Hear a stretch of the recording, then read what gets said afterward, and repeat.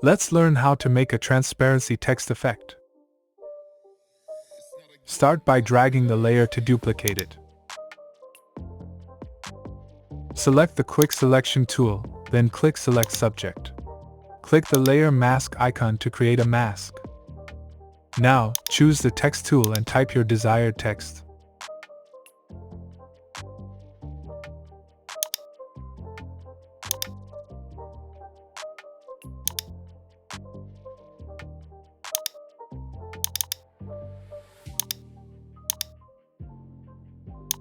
Drag the text layer so it sits between the two image layers.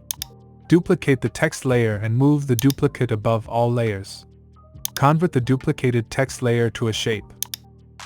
Use the rectangle tool, set the fill color to none, and add a stroke instead.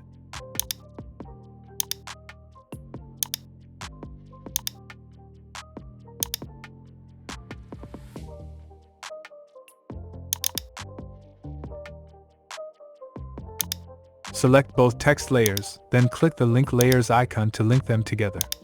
And that's it!